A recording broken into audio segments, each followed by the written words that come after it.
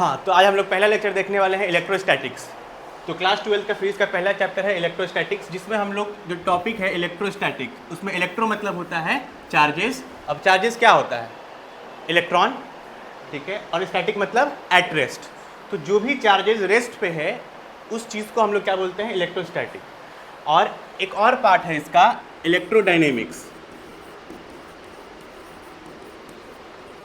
Dynamics same, electro मतलब charge और dynamics मतलब मोशन। जो चार्जेस मोशन में है उस चीज़ की पढ़ाई भी हम लोग को 12th में ही करना है। तो जैसे हमारा जो पहला चैप्टर है electric charges and field, electric charges and field. जो दूसरा चैप्टर है electric potential,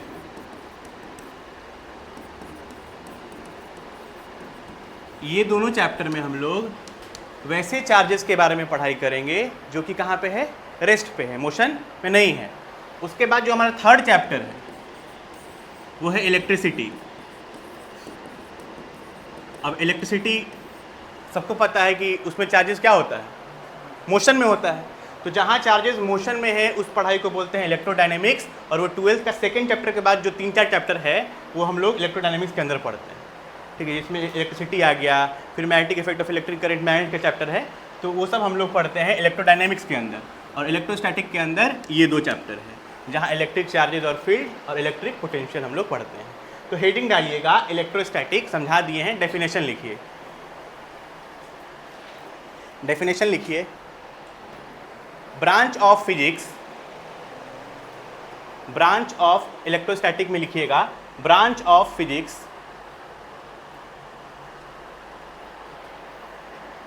branch of physics in which we study about the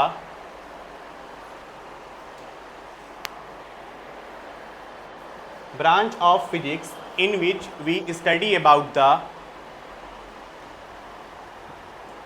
properties of in which we study about the properties of static electric charge, in which we study about the static electric charge.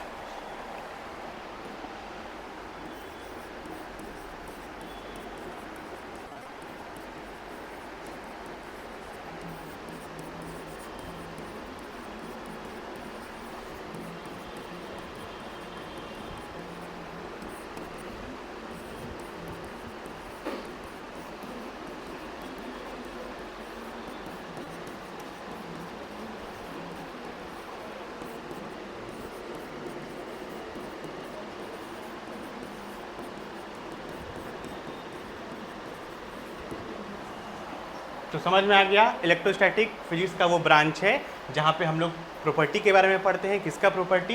तो electric charges का property. कौन सा electric charges? जो कि रुका हुआ हो, rest पे हो। समझ गए? अब इसमें एक चीज़ है इस डेफिनेशन में, इलेक्ट्रिक चार्ज, ठीक है। इस डेफिनेशन में एक चीज़ आएगा इलेक्ट्रिक चार्ज, कि इलेक्ट्रिक चार्ज क्या होता है। तो क्लास 10th में भी हम ऐसे बता देते हैं इलेक्ट्रिक चार्ज क्या होता है, बट बहुत बच्चों को नहीं पता होगा।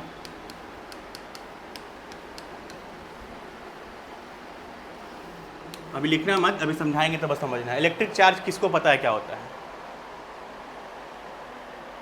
नहीं पता है किसी को? तो इलेक्ट्रिक चार्जेस क्या होता है? सबको यही पता है कि पॉजिटिव चार्ज, नेगेटिव चार्ज, तो पता ही होगा ना, पॉजिटिव चार्ज, नेगेटिव चार्ज। इससे आगे क्या पता है कि इलेक्ट्रिक चार्ज क्या होता है?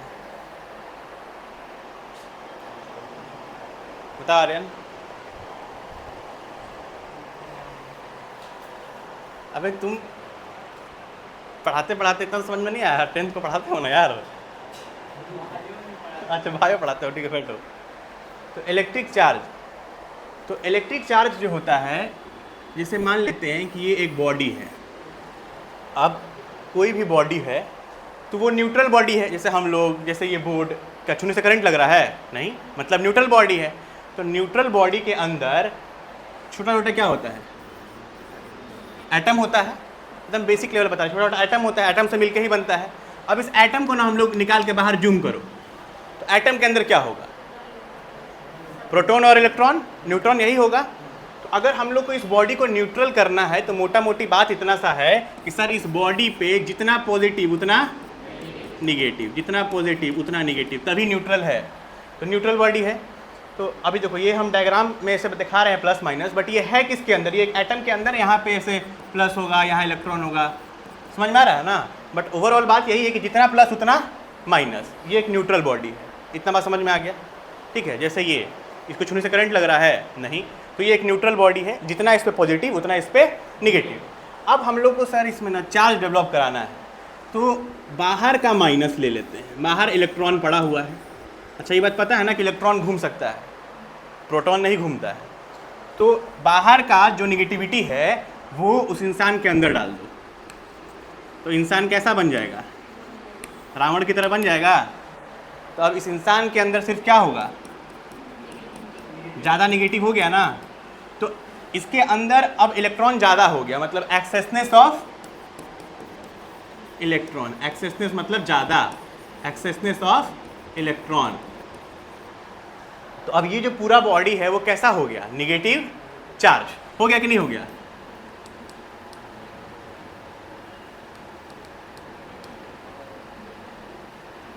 ये पूरा बॉडी कैसा हो गया? निगेटिव चार्ज, क्योंकि इस पूरे बॉडी पे माइनस चार्ज है, पूरा बॉडी हो गया निगेटिव चार्ज। अब सर पॉजिटिव चार्ज कैसे लाया जाए? किसी को है आइडिया कि पॉजिटिव चार्ज कैसे लाया जाएगा? सर फिर से neutral body, plus minus plus minus plus minus plus minus plus minus plus, neutral body है। अब हम लोग इलेक्ट्रॉन को तो घुमा सकते हैं ना उधर, तो सर इसके अंदर का जो भी बुराई है ना वो हम लोग बाहर निकाल देंगे। अब सारा बुराई बाहर निकल गया तो इंसान कैसा बन जाएगा? नेहा की तरह।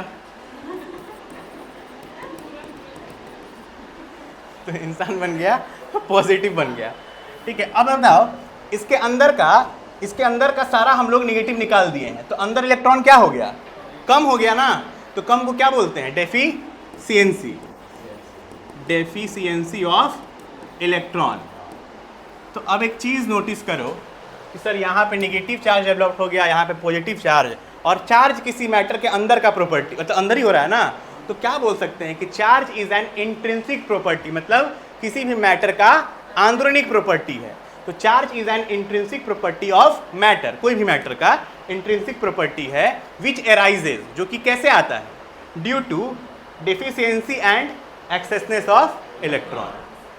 अब डेफिनेशन समझ में आ रहा है जो बोल रहे हैं कि चार्ज क्या है? Charge is an intrinsic, intrinsic मतलब किसी भी मैटर का आंतरिक प्रॉपर्टी है, intrinsic property of matter, which arises, जो कि एराइज कैसे होता है? विच एराइजेज, चार्ज कैसे डेवलप हो गया? Due to deficiency and excessness of electron, arises due to deficiency and excessness of electron. समझ में आया कि नहीं आया? आ गया ना समझ में? चलिए लिख लीजिए, पहले लिखिएगा इलेक्ट्रिक चार्ज, फिर डेफिनेशन लिख लीजिएगा।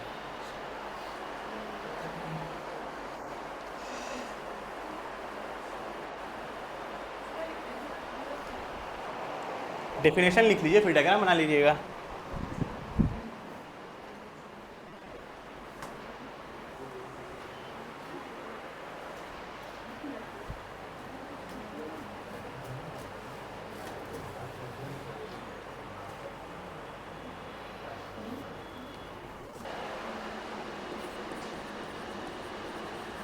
चार्ज को हम लोग किस चीज़ से रिप्रेजेंट करते हैं? Q से। इसका SI यूनिट क्या होता है? कूलम।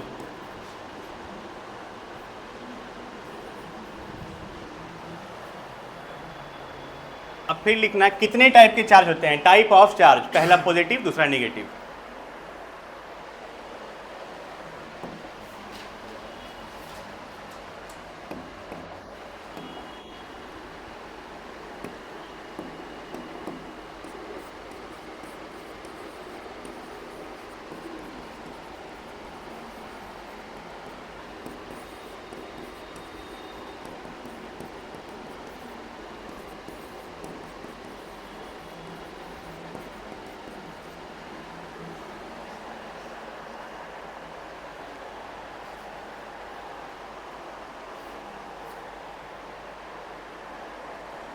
अब हेडिंग लिखो properties of charge.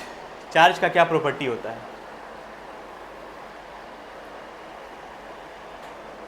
Properties of charge.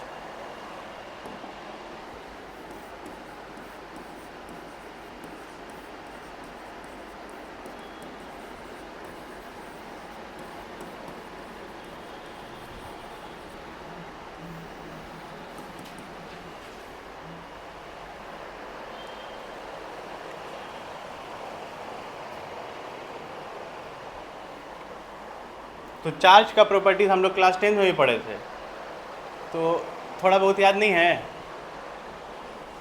देखो जितना मेरे को याद है वो हम बता देते हैं, फिर हम लिखवा देंगे। चार्ज जो है ना वो एक स्केलर क्वांटिटी है, उसको हम लोग ऐड कर सकते हैं। नेचर में कैसा होता है? एडिटिव होता है।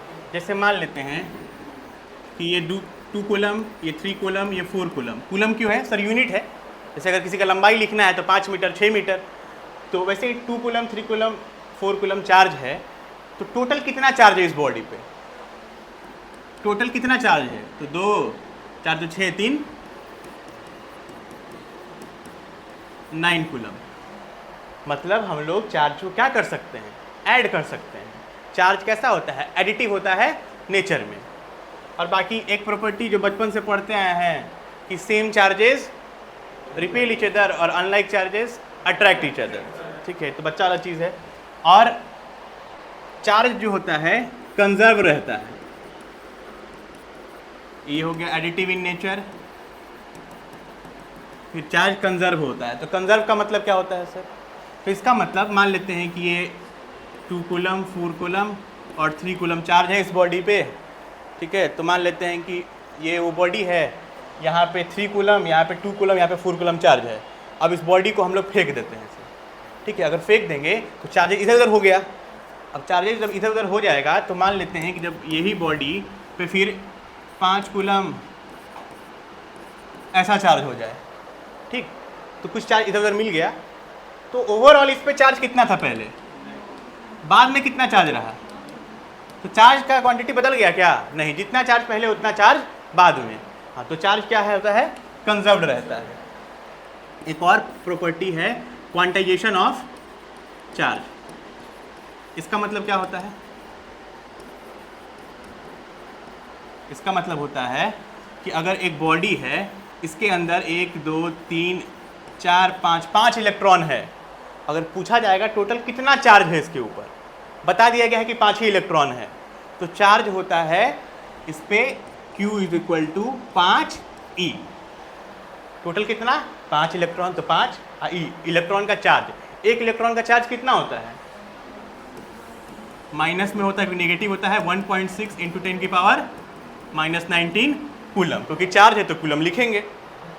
तो अगर जैसे एक बॉडी है, उसके ऊपर 1 2 3 इलेक्ट्रॉन है, तो टोटल कितना चार्ज है इसके ऊपर? Q = कितना e? 3e।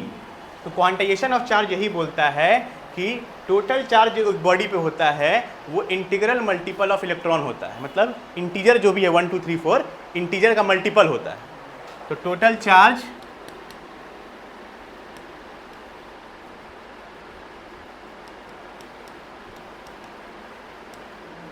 Integral multiple, integer का मल्टीपल होता है इलेक्ट्रॉन का। समझ में आ गया ये बात? तो लिखो अब पहला property.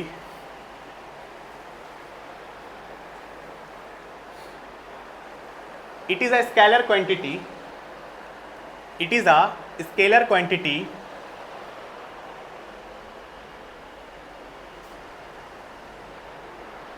it can be added, it is a scalar quantity, it can be added or subtracted, it can be added or subtracted,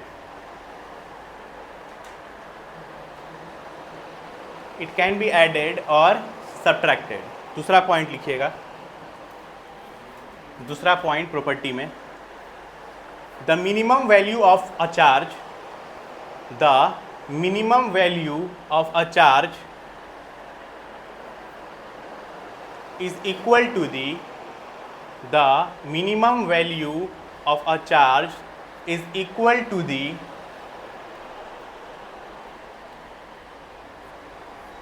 किसके बराबर होता है मिनिमम वैल्यू चार्ज का? सोच के देखो किसके बराबर होता होगा, सोच पा रहे हो? चार्ज मतलब क्यू, क्यू का मिनिमम वैल्यू किसके बराबर होता होगा? अच्छा क्यू बराबर क्या होता है? N e. तो सर मिनिमम वैल्यू क्या होता होगा जब ये एन क्या होगा? 1, तभी ना होगा। तो मतलब सर ये 1 रहेगा तो ई का वैल्यू क्या होता है? 1.6 10 की पावर माइनस 19। तो चार्ज का मिनिमम वैल्यू वही होता है जो एक इलेक्ट्रॉन के ऊपर चार्ज होता है। तो लिखिएगा the minimum value of a charge is equal to the charge of an electron, charge of an electron और proton.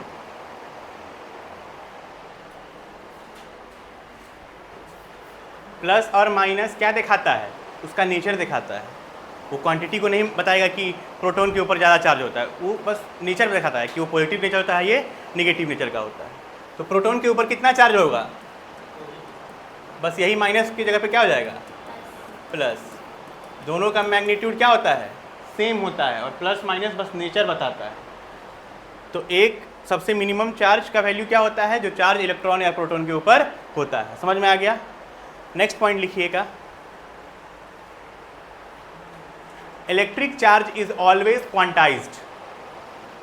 Electric charge is always quantized. Electric charge is always quantized.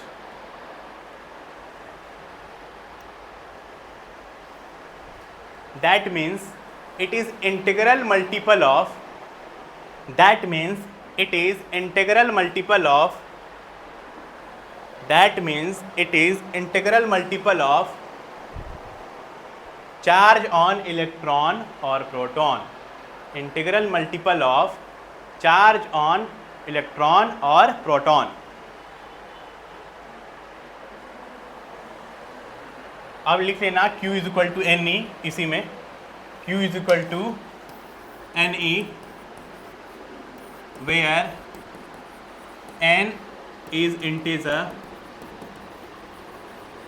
n is equal to 1 2 3 लिख लो।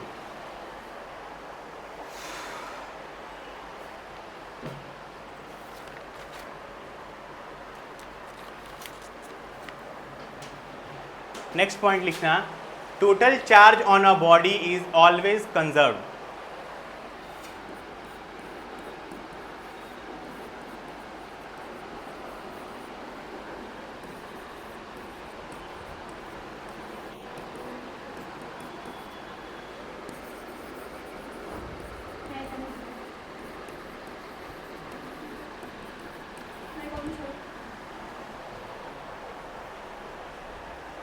Total charge on a body is always conserved.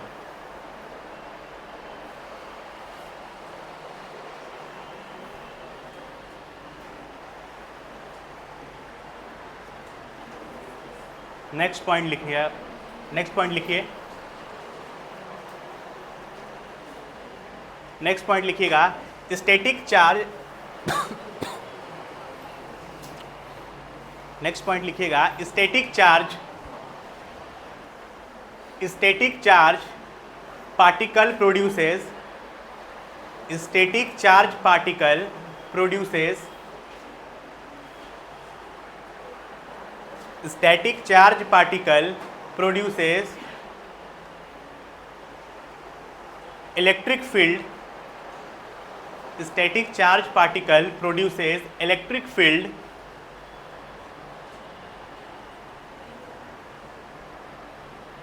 comma charge particle comma charge particle moving with constant velocity, charge particle moving with constant velocity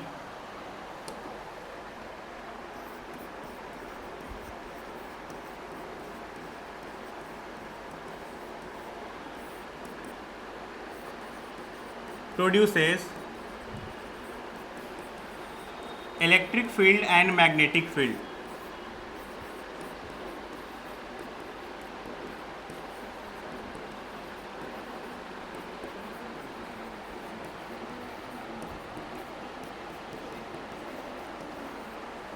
charge particle moving with constant velocity produces electric field and magnetic field, whereas लिख दिए हैं,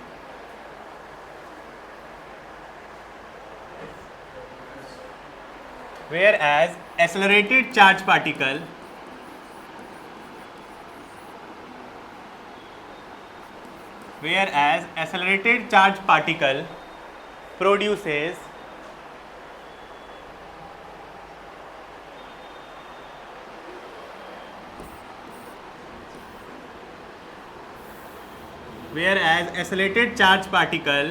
produces electric field,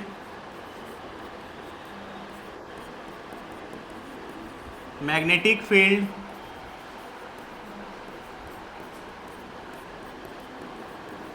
electromagnetic wave.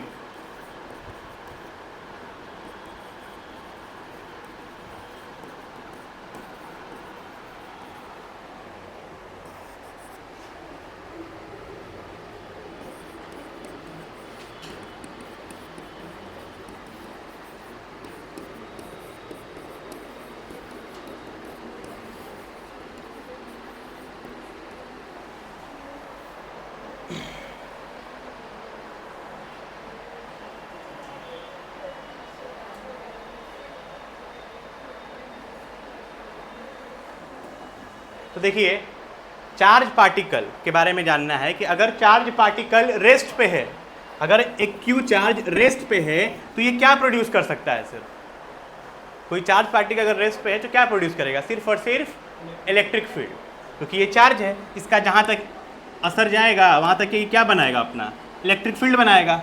तो अगर rest पे है तो सिर्फ electric field बनाएगा। और अगर ये मोशन में है लेकिन कांस्टेंट वेलोसिटी के साथ, तो अगर मोशन में है मतलब ये मूव कर रहा है, मतलब अगर ये जो चार्ज है, ये चार्ज अगर मूव कर रहा है तो ये इलेक्ट्रिक फील्ड तो बनाएगा ही बनाएगा, लेकिन अपने साथ क्या बनाएगा? मैग्नेटिक फील्ड भी बनाएगा। और अगर नॉन यूनिफॉर्म मोशन में है, मतलब एक्सेलरेटेड मोशन कर रहा है, वेलोसिटी कांस्टेंट नहीं है, चेंज होते रह रहा है, ठीक है, कभी मान लो कि कभी धीरे चल रहा है, कभी तेज, कभी धीरे, कभी तेज, तो एक्सेलरेटेड मोशन में है, तो उस केस में इलेक्ट्रिक फील्ड तो बनाएगा ही बनाएगा, मैग्नेटिक फील्ड भी बनाएगा और इलेक्ट्रोमैग्नेटिक वेव भी बनाएगा। ठीक है, अब ये सब हम लोग को, इस सारा चैप्टर का नाम भी है जो हम लोग को पढ़ना है 12th में ही। तो ये बात समझ में आ गया। अब एक क्वेश्चन लिखिए,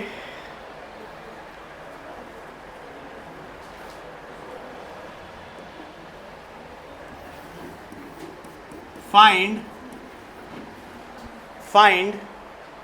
नंबर ऑफ इलेक्ट्रॉन, find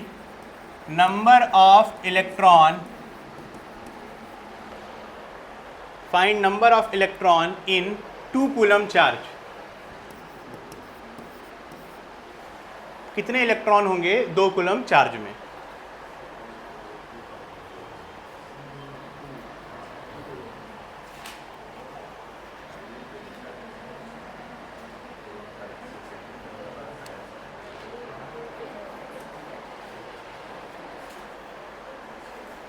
नहीं पता कैसे बनेगा?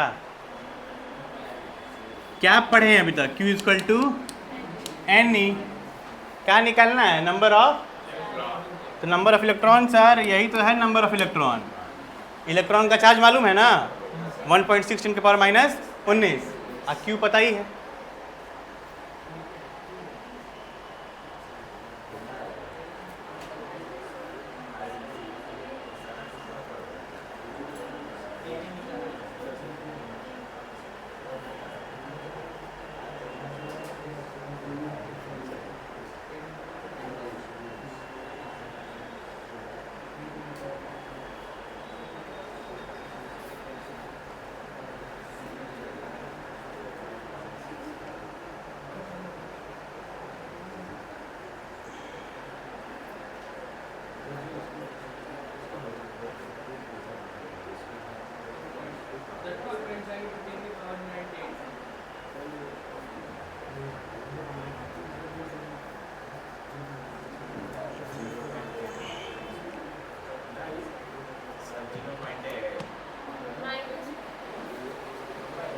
माइनस बस नेचर दिखाता है, नहीं लेते हैं।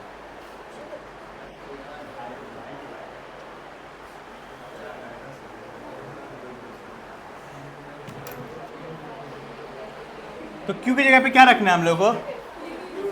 2, N की जगह पे N, E की जगह पे अब ये मल्टीप्लाई में है तो यहाँ आके क्या होगा?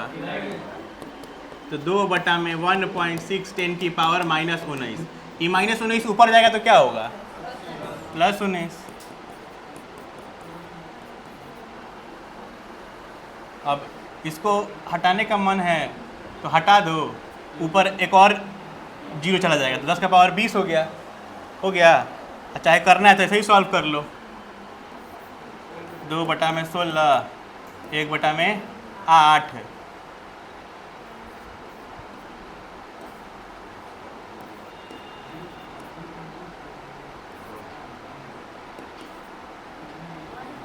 वन 1.2 इसका आंसर आएगा 1.25 10 की पावर 19। आ रहा है?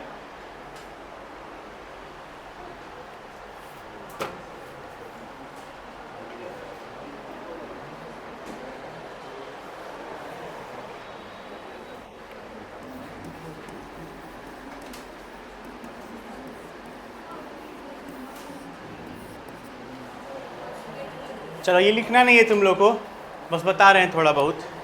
कूलम्स एक इंसान का नाम था जो एक लॉ दिया था। जैसा कि ग्रेविटेशन चैप्टर में हम लोग एक लॉ पढ़े थे, ग्रेविटेशनल फोर्स बराबर क्या होता था? F = याद है कि भूल गए? 11th में भी तुरंत पढ़े हैं, G(m1m2) अरे याद है कि नहीं याद है यार? अभी तुरंत पढ़े थे हम लोग। 2 मास का प्रोडक्ट है, दोनों के बीच का दूरी का स्क्वायर। तो सेम वैसे ही कूलम्स भी 2 चार्जेस है, अगर Q1 और Q2 दोनों के बीच का दूरी R है, तो कूलम्स सेम लॉ दिए थे कि दोनों के बीच एक अट्रैक्टिव फोर्स लगेगा या रिपल्सिव फोर्स लगेगा। ग्रेविटेशन में क्या था कि 2 मास हैं और दोनों के बीच हमेशा क्या लगता था? अट्रैक्टिव की रिपल्सिव फोर्स भी लग सकता था। कभी रिपल्सिव फोर्स लग सकता था? नहीं। ग्रेविटेशन फोर्स में कभी भी 2 मास हमेशा एक दूसरे को क्या करेगा? अट्रैक्ट ही कर रहा था। बट चार्ज के बारे में तो अभी प्रॉपर्टी पढ़ चुके हैं कि same charges repel unlike attract. तो मतलब यहाँ अट्रैक्शन भी हो सकता है और रिपल्सन भी हो सकता है। तो जो भी फोर्स ऑफ अट्रैक्शन या रिपल्सन है, जो भी फोर्स ऑफ अट्रैक्शन और रिपल्सन है, इलेक्ट्रोस्टैटिक फोर्स बोलते हैं उसको, वो किसके प्रोपोर्शनल होता है? वो प्रोपोर्शनल होता है इन दोनों के चार्ज के मैग्नीट्यूड के प्रोडक्ट के, Q1 और Q2 के मैग्नीट्यूड जो भी हो उसके प्रोडक्ट के। जैसे कि यहाँ पर किसके प्रोपोर्शनल था? मास के, यहाँ पे चार्ज के। और जो भी इलेक्ट्रोस्टैटिक फोर्स है वो इन्वर्सली प्रोपोर्शनल होता है किसके? दोनों के दूरी के स्क्वायर के। तो इन दोनों को मिला देंगे तो क्या बनेगा? Q1 Q2 ऊपर और नीचे, यहाँ पे हटाए थे तो एक कांस्टेंट टर्म G आ गया था, तो यहाँ हटाएंगे तो एक कांस्टेंट टर्म क्या आ गया? K आ गया, K Q1 Q2/r²। थोड़ा बहुत समझ में आया ना? तो इसको हम कल आराम से डिटेल में समझाएंगे, आज एक बार रिवाइज करा देते हैं क्या क्या पढ़े हम लोग कुछ।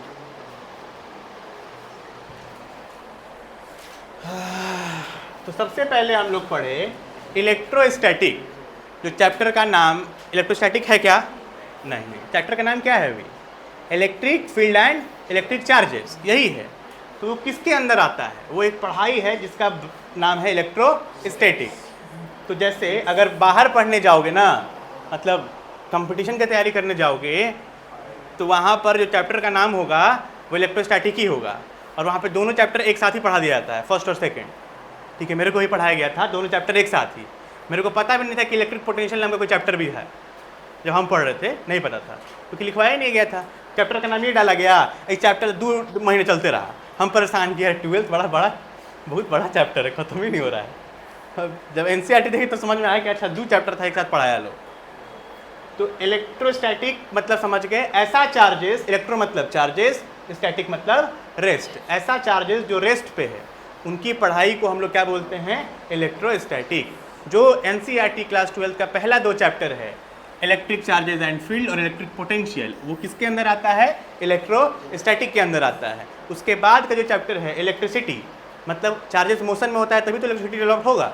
जो इलेक्ट्रिसिटी है वो आएगा इलेक्ट्रो डायनेमिक्स के अंदर। इलेक्ट्रो मतलब चार्जेस, डायनेमिक मतलब मोशन। जहाँ चार्जेस मोशन में है उसकी पढ़ाई को इलेक्ट्रोडायनेमिक्स। तो अभी तो हम लोग को इस चीज़ से मतलब है, तो हम डेफिनेशन लिखवाए कि इलेक्ट्रोस्टैटिक क्या होता है। तो इलेक्ट्रोस्टैटिक ब्रांच है फिजिक्स का, जहाँ पे हम लोग क्या सीखते हैं, प्रॉपर्टीज सीखते हैं। किसका प्रॉपर्टीज? तो चार्जेस का प्रॉपर्टी। और चार्जेस कैसा होता है? स्टैटिक मतलब रेस्ट पे होता है। इतना बात समझ में आ गया? इसके बाद हम लोग पढ़े सर इसमें एक वर्ड आया इलेक्ट्रिक चार्ज, ये क्या होता है? तो इसके बारे में जाने। तो इलेक्ट्रिक चार्ज क्या है? किसी भी मैटर का अंदर का प्रॉपर्टी होता है जो कैसे आया, इलेक्ट्रॉन के कमी या इलेक्ट्रॉन के ज़्यादा होने से आया। ठीक है, अब जो ये चीज़ नहीं समझा है उसको ये बात समझ में नहीं आएगी कि क्या बोल रहे हैं, इलेक्ट्रॉन का कमी या इलेक्ट्रॉन के ज़्यादा। तो समझ में आ गया तुमको ना? तो इलेक्ट्रॉन का कमी या इलेक्ट्रॉन का ज़्यादा कैसे हुआ कि जो नहीं आया था बस समझ लो कि अगर एक बॉडी है तो जितना प्लस उतना ही माइनस, न्यूट्रल बॉडी है तो जितना प्लस उतना माइनस। अब इसके अंदर का सारा माइनस हटा दें, इसके अंदर का सारा माइनस हटा दें। एक इंसान के अंदर अच्छाई भी है और बुराई भी है, सारा बुराई हटा देंगे तो इंसान कैसा बन जाएगा? राम भगवान की तरह, मतलब पूरा का पूरा पॉजिटिव। सब देखो पॉजिटिव बचेगा ना, इसके सारा नेगेटिव निकाल दिए तो इंसान कैसा हुआ? पॉजिटिव। तो अगर ये पॉजिटिव है और सारा इलेक्ट्रॉन निकाल दिए तो इसके अंदर इलेक्ट्रॉन का कमी है कि नहीं है? इलेक्ट्रॉन का कमी है, तो उसको क्या बोलेंगे इंग्लिश में? Deficiency of electron. और डेफिशिएंसी ऑफ इलेक्ट्रॉन से कौन सा चार्ज डेवलप हो गया? पॉजिटिव। अब सेम ये एक बॉडी है, जितना पॉजिटिव उतना नेगेटिव। अगर किसी को ये भी समझ में नहीं आ रहा है कि जितना पॉजिटिव उतना नेगेटिव कैसे, तो कोई भी न्यूट्रल बॉडी पे जितना ही प्लस उतना ही माइनस होता है, तभी करंट नहीं लग रहा है। अब इसके बाहर जितना नेगेटिविटी है सब उसके अंदर डाल दो। जब बाहर का सारा नेगेटिविटी इसके अंदर चला गया तो ये कैसा बन गया? ओवरऑल नेगेटिव चार्ज ही बन गया ना। तो ये सारा जब बाहर का बुराई इसके अंदर चला गया तो अंदर क्या हो गया? इसके इलेक्ट्रॉन ज़्यादा हो गया, मतलब एक्सेसनेस ऑफ इलेक्ट्रॉन। जब पूरा बाहर का गंदगी अंदर तो अंदर गंदगी ज़्यादा, तो एक्सेसनेस ऑफ इलेक्ट्रॉन। अंदर का गंदगी बाहर तो अंदर गंदगी कम, डेफिशिएंसी ऑफ इलेक्ट्रॉन। तो चार्जेस डेवलप हो गया, एक के ऊपर पॉजिटिव चार्ज, एक के ऊपर नेगेटिव चार्ज। तो यही यहाँ पर लिखा हुआ है कि चार्ज किसी भी मैटर का इंट्रिंसिक प्रॉपर्टी है। अब आगे बढ़ते हैं। अच्छा, इसमें एक और चीज़ बताए थे, चार्ज का यूनिट क्या होता है? कूलम होता है। चार्ज को किससे रिप्रेजेंट करते हैं? तो सर स्मॉल क्यू से करते हैं, कैपिटल से भी कर सकते हैं, कोई तकलीफ नहीं है, क्यू से करते हैं बस। अब हम लोग प्रॉपर्टी ऑफ चार्जेस पढ़े, तो कुछ कुछ डेफिनेशन लिखवाए हैं, मतलब प्रॉपर्टी लिखवाए हैं, वो लिखवाए हैं सेंटेंस में। अगर ठेठ भाषा में समझे तो यही बात है कि चार्ज को हम लोग ऐड सब्ट्रैक्ट कर सकते हैं। सही बात है सर, कर दिए यहाँ पर 3 2 5 5 4 9 ऐड कर सकते हैं, प्रॉपर्टी है। दूसरा क्या प्रॉपर्टी है? चार्ज कंजर्व रहता है, मतलब खर्चा नहीं होता है। अगर यहाँ पे 9 कूलम चार्ज है इसके ऊपर और सरिया के रखा गया, यहाँ पे 2, यहाँ पे 4, यहाँ पे 3, इसको हम फेंक देते हैं तो चार्ज इधर उधर हो जाएगा। तो इधर उधर हो गया तो 2 4 3 ऐसे था, लेकिन इधर उधर होने के बाद 5 2 2 बन गया। लेकिन ओवरऑल इसके ऊपर भी कितना था? 9। इसको भी जोड़ो, 5 2 7 2, ये भी 9, पहले भी 9 बाद में भी 9, मतलब चार्ज खर्चा नहीं हुआ, चार्ज कंजर्व रहता है बस। तीसरा प्रॉपर्टी है क्वांटाइजेशन ऑफ चार्ज, मतलब एक बॉडी के ऊपर अगर 1 2 3 इलेक्ट्रॉन है तो टोटल चार्ज कितना? 3e।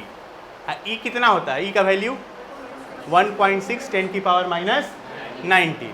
कूलम क्यों लिखे हैं? क्योंकि सर चार्ज, सबसे छोटा चार्ज क्या होता है? सबसे छोटा चार्ज सर वही होता है जो एक इलेक्ट्रॉन होता है। कितना सर? यही 1.6 10⁻⁻19। अगर सवाल में इलेक्ट्रॉन नहीं है, प्रोटॉन है, तो प्रोटॉन भी टिक नहीं मारेंगे? मारेंगे। प्रोटॉन का भी वैल्यू तो यही होता है, मतलब बस माइनस से क्या आ जाता है? प्लस। और माइनस प्लस क्या उसके वैल्यू पे असर डालता है? नहीं, उसका नेचर शो करता है माइनस प्लस। और कुछ तो नहीं प्रॉपर्टी पढ़े थे।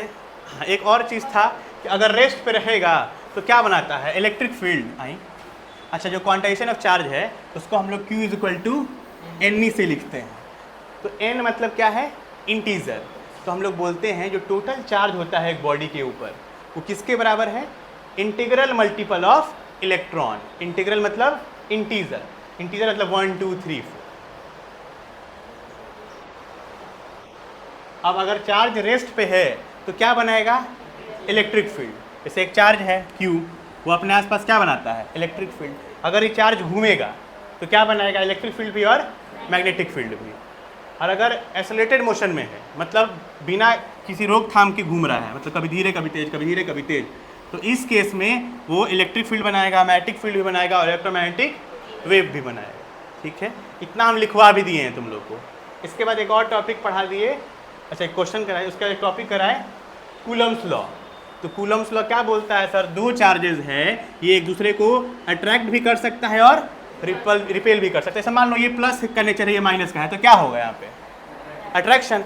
ये भी प्लस, ये भी प्लस, रिपल्सन, दोनों हो सकता है। तो सर लेकिन कुछ फोर्स लगेगा, चाहे अट्रैक्शन का चाहे रिपल्सन का। जो फोर्स है वो किसके बराबर है? दोनों का जो चार्जेस का मैग्नीट्यूड है उसके प्रोडक्ट के, और दोनों के बीच का जो दूरी है r, उसके स्क्वायर। उन दोनों को मिला दिए तो ये बना, ये प्रोपोर्शनल हटेगा तो एक कांस्टेंट टर्म आ गया k। बाकी इसके बारे में कल हम डिटेल में बताएंगे। यहाँ तक कोई डाउट किसी को? नहीं ना? समझ में आ गया ना? समझ में आ गया होगा।